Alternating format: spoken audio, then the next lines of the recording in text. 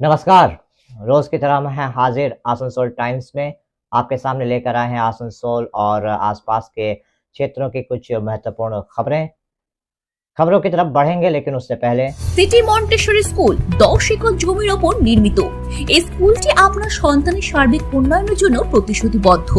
এখানে আপনার শিশু 100% smart class, computer lab, library, পদার্থবিজ্ঞান, রসায়ন, গণিত, জীববিজ্ঞানের জন্য আলাদা আলাদা ল্যাবের সুবিধা পাবে। এর সাথে একটি শিশু উদ্যানও রয়েছে, যেখানে আপনার বাচ্চাদের শারীরিক বিকাশের দিকে বিশেষ মনোযোগ দেওয়া হয়। তাহলে আর দেরি কিসের? আজই অ্যাডমিশনের জন্য চলে আসুন সিটি মন্টেসরি স্কুল, বুধা পাইপলাইন রোড, কালাঝড়িয়া, বার্নপুর। যোগাযোগের নাম্বার 8001387524 অথবা 9434359937। Midwest Hospital and Medical Institute Private Limited, Bhagat Singh मोड़, आसनसोल। आसनसोल के सूर्यसेन पार्क इलाके में 22 मई को 2 व्यक्तियों पर एक बुजुर्ग महिला की हत्या का आरोप लगा था। आसनसोल दक्षिण थाने की पुलिस ने इस मामले में 2 व्यक्तियों को गिरफ्तार भी किया था। आज आसनसोल दक्षिण थाने की पुलिस ने इन दोनों आरोपियों को लेकर सूर्यसेन पार्क इलाके में उस महिला के घर जाकर उस घटना का पुनर्निर्माण किया।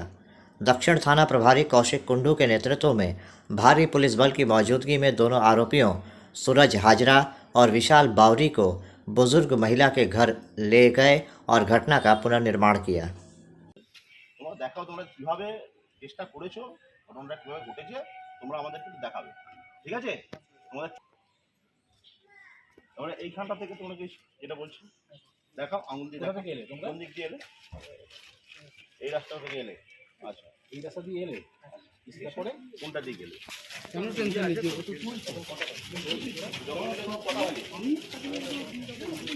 বাবু তুমি সামনে সামনে এসো, সামনে এসো, সামনে দেখাও। এখানে চলো, এসে চলো। কোথা দিয়ে?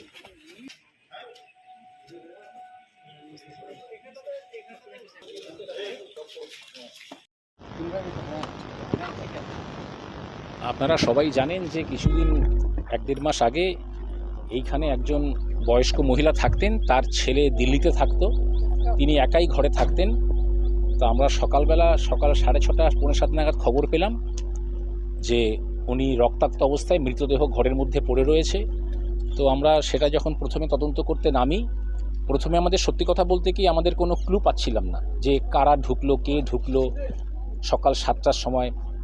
আর আমাদের রক্ত দেখে মনে হয়েছিল, বডির সিমটম দেখে মনে হয়েছিল বেশ কয়েক ঘন্টা আগে ওনাকে মেরে দেওয়া হয়েছে। বছর 70 মতন বয়স ভদ্রমহিলার, উনি একাই থাকতেন পাড়াতে। তা আমরা পাড়ার লোকেদের কাছ থেকেও প্রচুর জিজ্ঞাসাবাদ করেছি, কিন্তু পাড়ার লোকেরাও কোনো কিছু আমাদেরকে দিশা দিতে পারেনি। তো আমরাও পুলিশের তরফ থেকেও আমরা চেষ্টা করছিলাম, তবে আমরা প্রথমে কোনো ক্লু পাচ্ছিলাম না। আমাদের থানার যে ফাঁড়ি আছে, আমাদের সাউথ পিপি ফাঁড়ি, তার ওসি সঞ্জীব আর পিসি অফিসার সঞ্জয় ঘোষ, এদেরই আমি নেতৃত্বে, এদেরই কৃতিত্ব। এদের একটা ব্যাপারটা হলো কি, অদ্ভুত একটা ব্যাপার হলো যে না, আমরা শুনে এসছি, দেখে এসছি যে ক্রাইম বা ক্রিমিনাল কখনো চাপা থাকে না। তা সেম একটা ইনসিডেন্ট হলো আজ থেকে কয়েকদিন আগে, একদমই সেম ইনসিডেন্ট।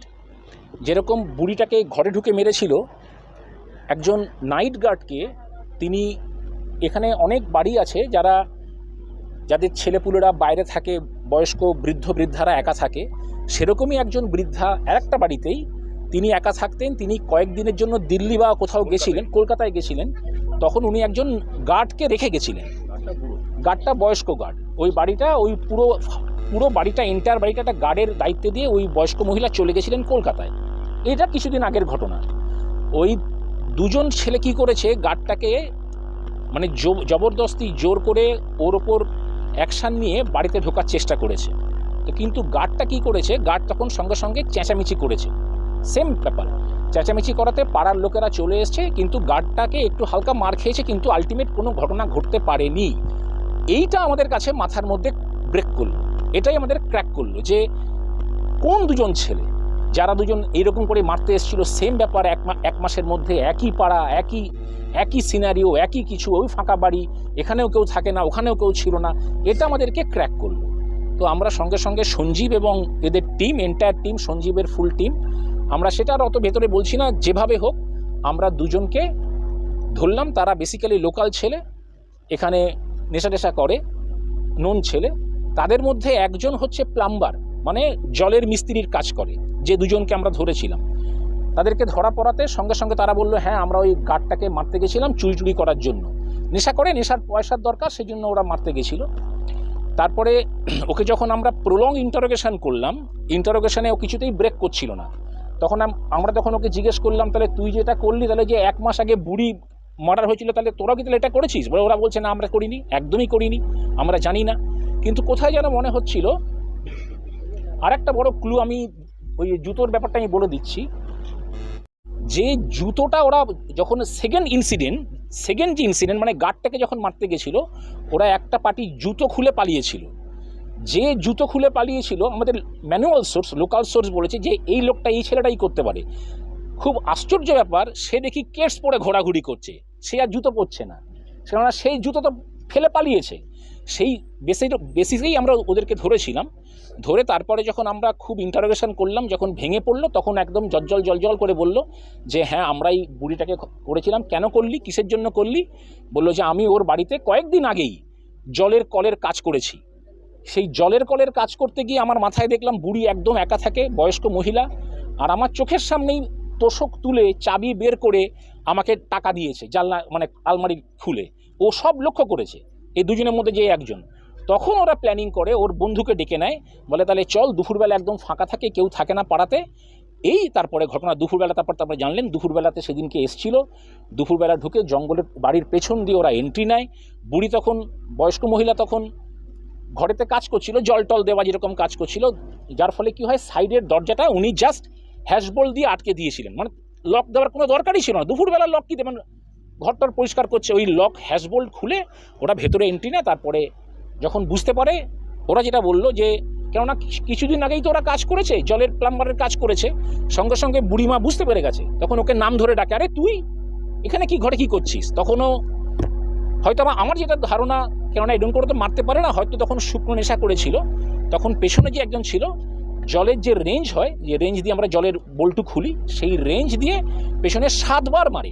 আমরা যে পোস্টমর্টমে পেয়েছি 7খানা বড় বড় ভেতরে একজন ধরে আর একজন মারে। This is the fact. তারপরে আমরা আজকে ডিটেক্ট করলাম, আমাদেরও খুব ভালো লাগছে। এটুকু আশা করব যে এরকম ঘটনা আর অন্তত আর দ্বিতীয়বার আসানসোলে বুকে আর হবে না। এটা এডিপিসির বড় সাফল্য, এটুকুই। बांग्ला पंचांग के अनुसार आज कविगुरु रविंद्रनाथ टैगोर की पुण्यतिथि है। इस मौके पर आज आसनसोल नगर निगम की तरफ से रविंद्र भवन में लगी उनकी प्रतिमा पर माल्यार्पण किया गया। यहाँ आसनसोल नगर निगम के mayor Vidhan Upadhyay, chairman Amarnath Chatterjee, MMIC Gurudas Chatterjee, borough chairman doctor Debashish Sarkar, पार्षद CK रेशमा सहित नगर निगम के तमाम अधिकारी कर्मचारी गण उपस्थित थे।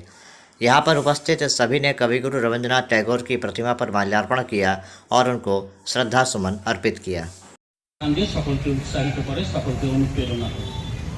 রবি ঠাকুরের একটা ব্যক্ত জীবন সারা পৃথিবীর সংস্কৃতিটাকে এমনভাবে তুলে ধরেছেন যে আজও রবীন্দ্রনাথকে মৃত্যুর পরেও আমরা বারবার চর্চিত করে থাকি, বারবার আলোচিত করে থাকি। যত আলোচনা করা যাবে রবীন্দ্রনাথকে, তত বেশিভাবে সমাজ নতুনভাবে তৈরি হবে।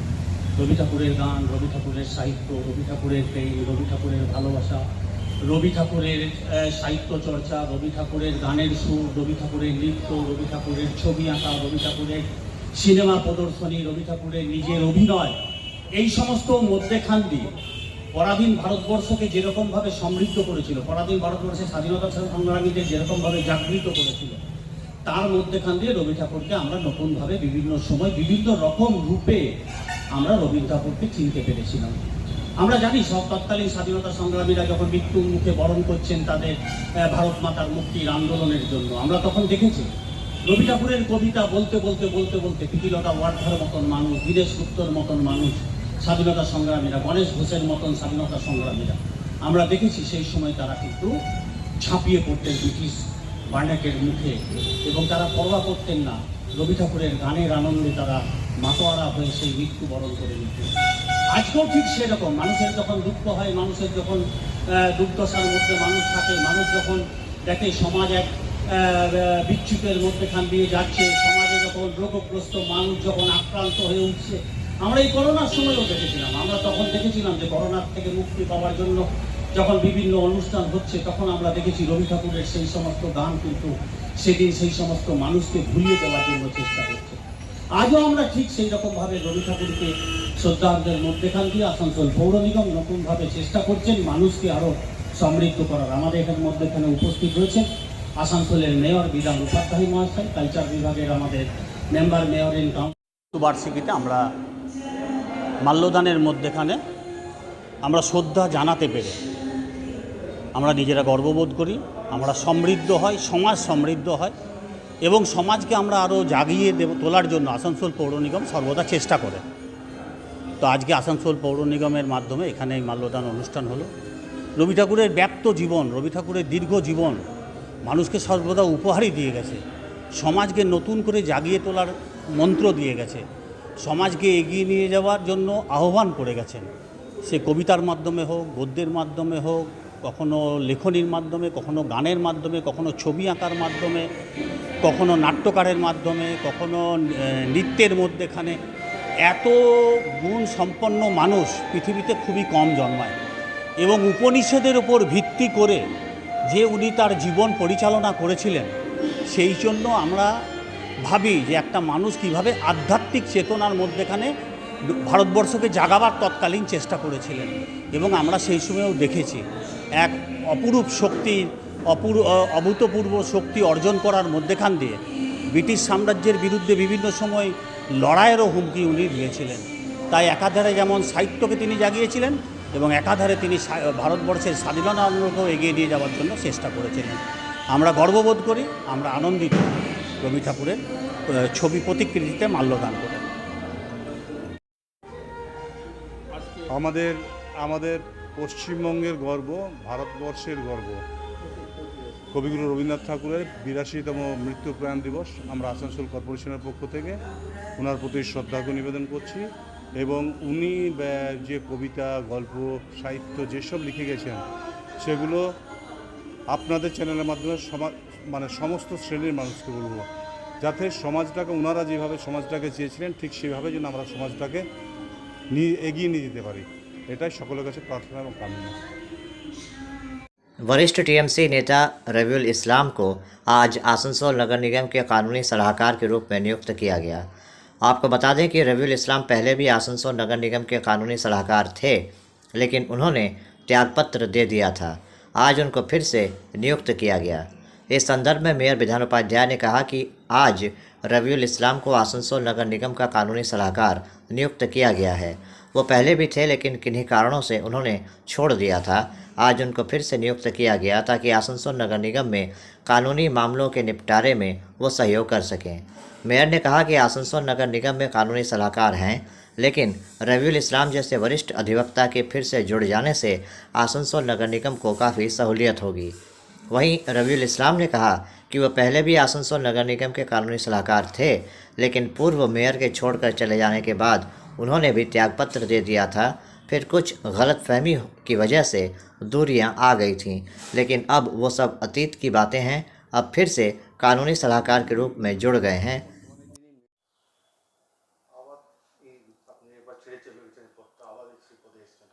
না, ব্যাপারটা হচ্ছে যে আমরা দীর্ঘদিন ধরে আসানসোল ডিস্ট্রিক্ট কোর্টে প্র্যাকটিস করি এবং আসানসোল পৌর নিগম এর আগেও আমাকে লিগ্যাল অ্যাডভাইজার হিসাবে রেখেছিল এবং মাঝখানে আপনার অনেকেই জানেন একটুখানি গোলমাল হয়েছিল, তৎকালীন মেয়র চলে গেছিলেন, নিজেদের মধ্যে ভুল বোঝাবুঝি হয়েছিল এবং বর্তমানে যিনি মেয়র রয়েছেন উনি আমার দীর্ঘদিনের পরিচিত এবং এর আগেও উনি বলেছিলেন যে লিগ্যাল ম্যাটারগুলো একটুখানি দেখার জন্য। আমাদের অন্যান্য আরও লিগ্যাল অফিসাররা রয়েছেন এবং আমি আগেও ছিলাম, এখনও রয়েছি এবং নতুন করে আবার কাজ শুরু করছি এবং আসানসোল কর্পোরেশনের সঙ্গে একসাথে কাজ করা মানে হচ্ছে আসানসোলের মানুষের বিভিন্ন সুখ সুবিধা, তাদের মধ্যে যে বিভিন্ন ধরনের যদি কখনো কোনো লিটিগেশন হয় সেই লিটিগেশনগুলোকে ঠিক করে দেওয়া এবং সর্বোপরি আসানসোল পৌর নিগমের বিভিন্ন ব্যাপারে এই কর্পোরেশন যাতে আরও ভালো করে এগিয়ে যায় তার জন্য আমাদের প্রত্যেকেরই একটা ভূমিকা রয়েছে এবং আমরা চাই যে কর্পোরেশন অত্যন্ত সক্রিয়ভাবে মানুষের পাশে আগামী দিনগুলোতে থাকবে এবং প্রত্যেকটি ক্ষেত্রে আমাদের যেটা ডিউটি, আমাদের যেটা কাজ, যে ধরনের প্রোগ্রাম আসবে, যে ধরনের কাজ আমাদের মাননীয় মেয়র সাহেব আমাদের কাছে দেবেন, সেই কাজগুলোকে শর্ট আউট করা, সেই কাজগুলোকে একটা নির্দিষ্ট জায়গায় নিয়ে আসা এবং অত্যন্ত ভালোভাবে এই আসানসোল পৌর নিগম যাতে এগিয়ে চলে তার জন্য আমরা সবাই যথেষ্ট সচেষ্ট ছিলাম এবং আগামী দিন আরও সচেষ্ট থাকব। सबसे पहले उनको बधाई, शुभकामना, मुबारकबाद। चूँकि रबुल्दा कॉरपोरेशन में कांग्रेस की तरफ से MIC भी थे और कॉरपोरेशन में 2-3 बार का काउंसलर भी रह चुके हैं, तो उनको कॉरपोरेशन का बारे और 106 वार्ड में तमाम वार्ड के बारे में उनको जानकारी है। तो एज ए सलाहकार वो हम उनको शुभकामना देते हैं कि और अच्छा से अच्छा काम कर पाएंगे और कॉरपोरेशन नगर निगम को अच्छे से अच्छा सलाह देंगे। जो लोग ऐसा है जो केस की तरफ, मुकदमा की तरफ जाते हैं, जो परेशानी का सामना करना पड़ता है, हम रबुल्ला से गुजारिश करेंगे कि उनको अच्छा और सही रास्ता दिखाएंगे, कॉरपोरेशन को भी और आम लोगों को भी, ताकि लोग जो परेशान होते हैं उनको राहत मिलेगा।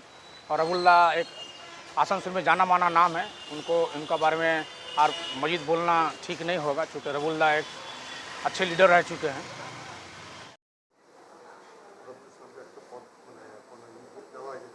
না, ও তো আগে এখানে আসানসোল কর্পোরেশনে ছিল, তো যা হোক উনি নিজে রেজিগনেশন দিয়েছিলেন। রেজিগনেশন দেওয়ার পর আবার আমাদের দরকারে, আমাদের যেহেতু বিভিন্ন জায়গায়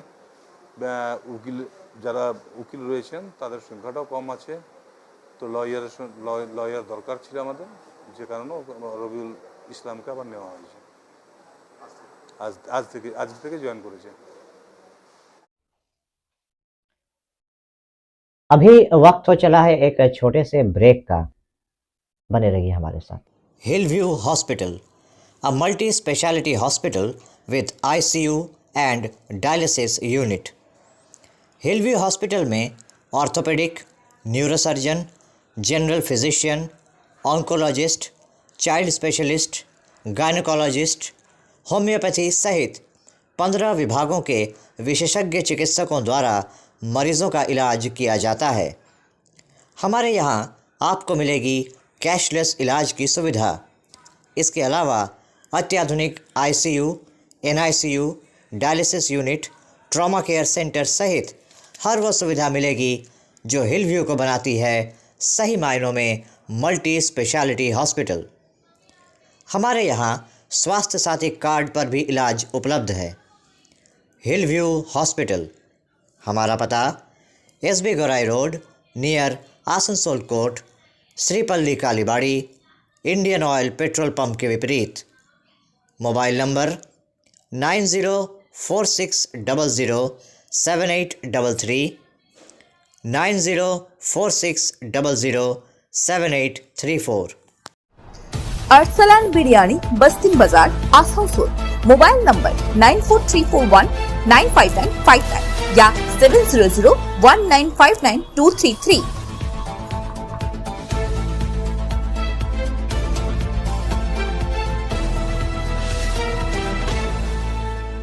आपके मकान को बनाए आपके सपनों का आशियाना, डेकोर वॉलपेपर। लजीज खाने के शौकीन लोगों के लिए अच्छी खबर, आसनसोल के SB गुराई रोड स्थित सुकांतो मैदान के सामने खुल गया है the Zaika fast food restaurant. बीते कुछ दिनों से आसनसोल रेलवे स्टेशन पर INTTUC नेता राजू अहलुवालिया के नेतृत्व में हॉकरों द्वारा लगातार आंदोलन किया जा रहा था। राजू अहलुवालिया का आरोप था कि RPF के अधिकारी आसनसोल रेलवे स्टेशन के हॉकरों पर अत्याचार करते हैं। उनका कहना था कि जबकि पूरे प्रदेश के विभिन्न स्टेशनों पर हॉकर हॉकरी करते हैं तो आसनसोल रेलवे स्टेशन पर ही मनाही क्यों है।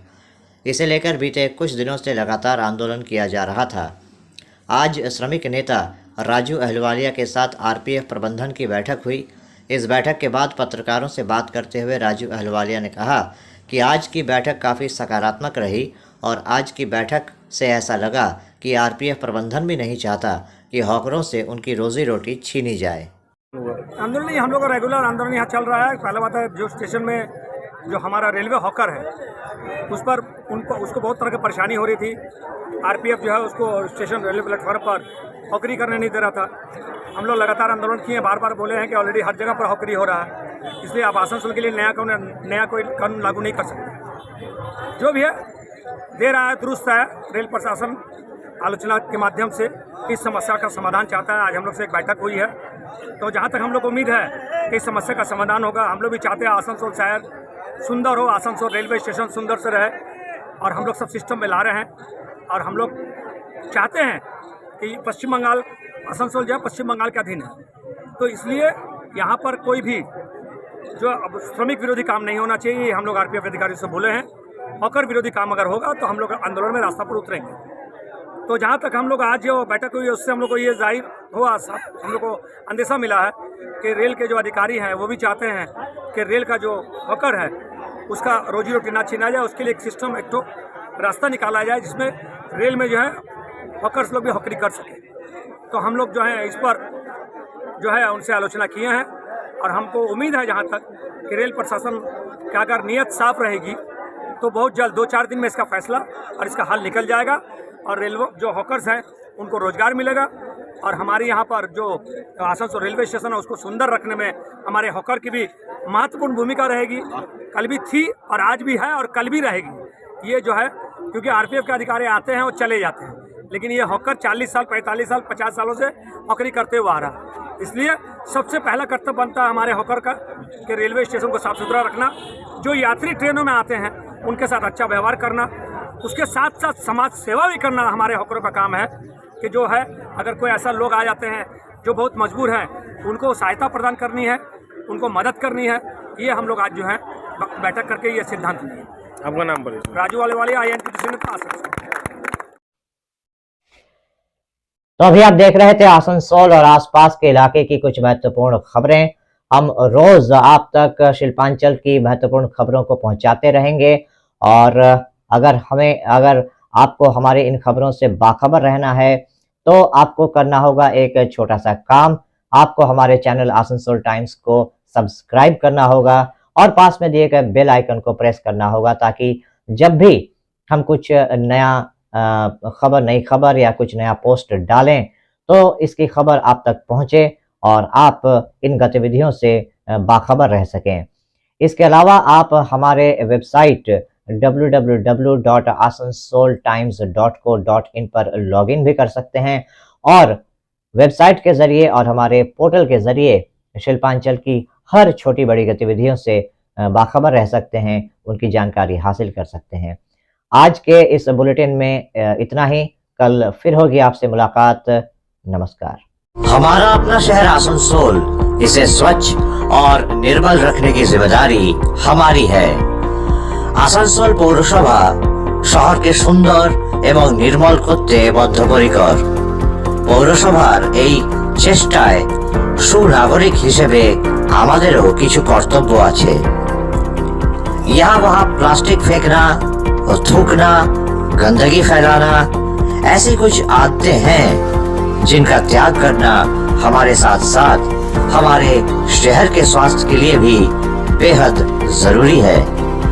তাই আসুন আমরা প্রতিজ্ঞা নিই, যেখানে সেখানে আবর্জনা ফেলবো না, ধূম্রপান ত্যাগ করব, শহরকে দূষণ মুক্ত করতে গাছ লাগাবো और अपने शहर आसनसोल को बनाएंगे स्वच्छ, सुंदर और निर्मल।